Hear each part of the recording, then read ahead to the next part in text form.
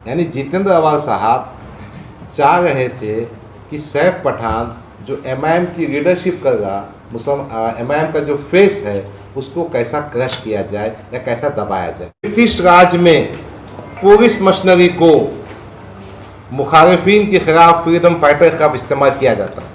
तो महाविकास आघाड़ी, उनके मंत्री जितेंद्र अवाल साहब हमारे मुबरा करवा के सैफ पठान को पॉलिटिकली खमीज करने के लिए झूठे क्रिमिनल केसेस में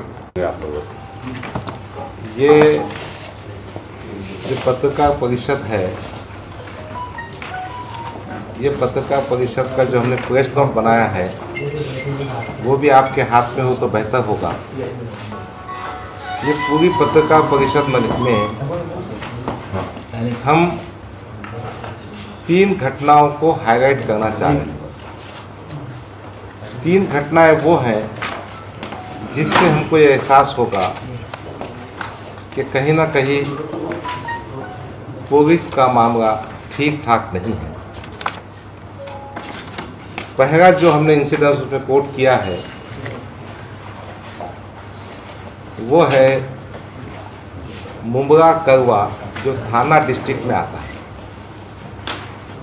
मुबरा में हमारे पार्टी के जो शहर अध्यक्ष है और थे सरफराज मुश्ताक पठान उर्फ सैफ पठान, उन पर तरीपार की नोटिस दी गई। ये तरीपार की नोटिस देने के बाद हमने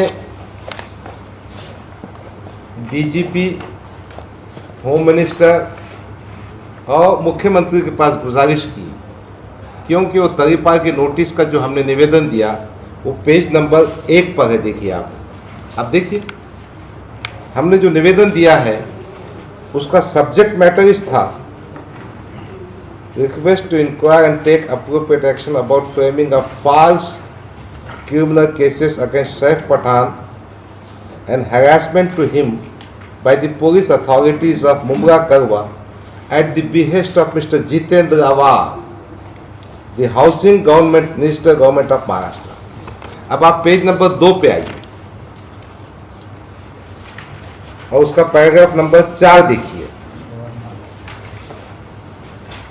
थोड़ा देख लीजिए पेज नंबर 2 का पैराग्राफ।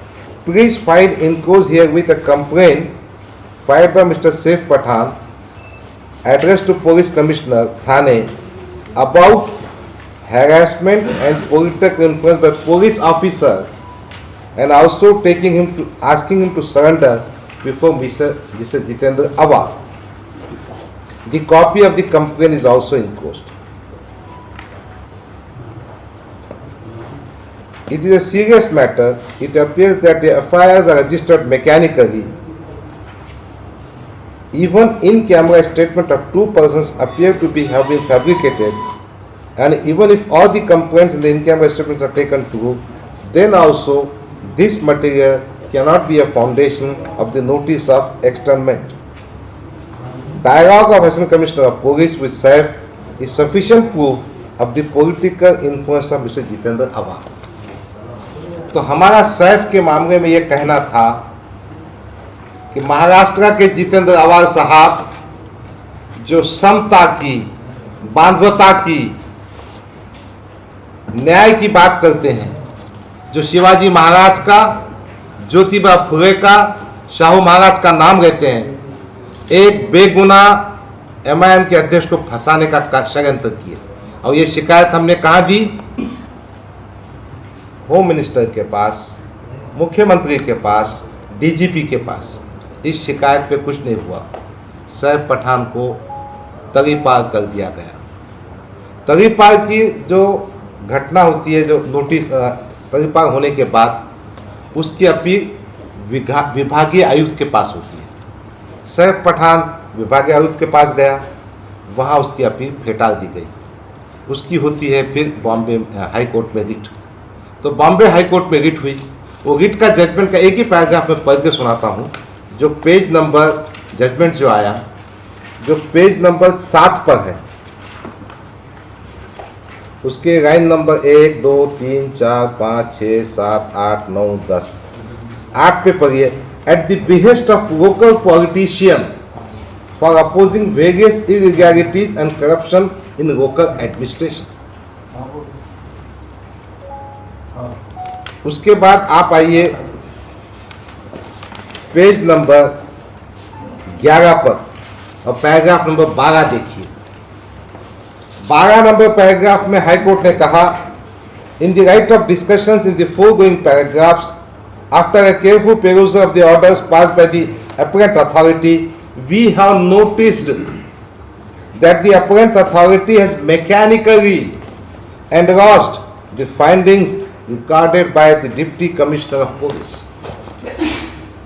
और अल्टीमेटली हाई कोर्ट ने सैफ पठान का तरीपार कैंसिल कर दिया। मेरा कहना यह है, पुलिस मशीनरी स्टेट गवर्नमेंट के अंडर में आती है। मेरा कहना यह है कि ब्रिटिश राज में पुलिस मशीनरी को मुखालिफिन के खिलाफ, फ्रीडम फाइटर के खिलाफ इस्तेमाल किया जाता है।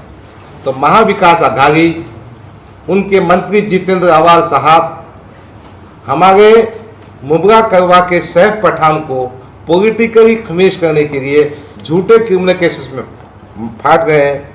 इसलिए हमने इसमें आखिरी फर्स्ट पेज पे लिखा है, ए पेज पर, आमच्या या पत्रकार परिषद मार्फत माननीय मुख्यमंत्री, माननीय गृहमंत्री यांच्याकडे मागणी आहे की पोलीस यंत्रणेचा उपयोग विरोधकांची खच्ची करण्यासाठी येऊ नये आणि आम्ही हे प्रकरण तुमच्या समोर मांडलं। यामध्ये चौकशी करून कर्तव्यात कसूर करणाऱ्या पोलीस अधिकाऱ्याविरुद्ध कारवाई करण्यात यावी। This is one issue. Politically influence में आके अधिकारी जो काम कर रहे उनके खिलाफ चौकसी होना और दोषी ठहरने के बाद कार्रवाई होनी चाहिए। This is one. और हर वक्त अगर इंसाफ के लिए हमको हाईकोर्ट का दरवाजा खटखटाना पड़ता है तो पुलिस यंत्रणा क्या काम की, और जस्टिस नहीं दे तो क्या फायदे का। यही बातें आपसे शेयर करना था। मैं प्रदेश अध्यक्ष बनने के बाद जहाँ जहाँ मसले आते हैं वहाँ जाऊँगा। मुसलमान की बात नहीं, MIM पार्टी में फिरोज भाई की मौजूदगी में, शारिक नक्शबंदी के मौजूदगी में, इमरान की मौजूदगी में, अयूब भाई के, हमारे तमाम साथियों कहना चाहता हूँ, हम जाएंगे, इंसाफ दिलाने की कोशिश करेंगे। यही हमारी भूमिका है, यही हमारे अध्यक्ष बैरिस्टर असदुद्दीन अवैसी का आदेश है। हम काम करते रहेंगे। मैंने जो कहना था कह दिया। आप में से जिसको केस नंबर 1 मुमरा का उसमें आपने बताया कि जितेंद्र आव्हाड का उसके दबाव में ये सब हुआ। हाँ। तो इसका को रिलेवेंस क्या है दोनों? सुनिए अब आगे क्या है उसका विरोधक है? मैं जरा खुल के बात करता हूँ जी। जितेंद्र आवाल साहब मुमरा से विधानसभा चुनकर आते हैं। जितेंद्र आवाल साहब को मुमरा में अपनी हुकूमत या अपना कब्जा रखना है। विधानसभा का चुनाव 2019 हुए। जितेंद्र आवाल इतने ताकतवर है कि जिस आदमी को हमने AB फॉर्म दिया था, जितेंद्र आवाल ने उसको AB फॉर्म वापस करने लगा दिया।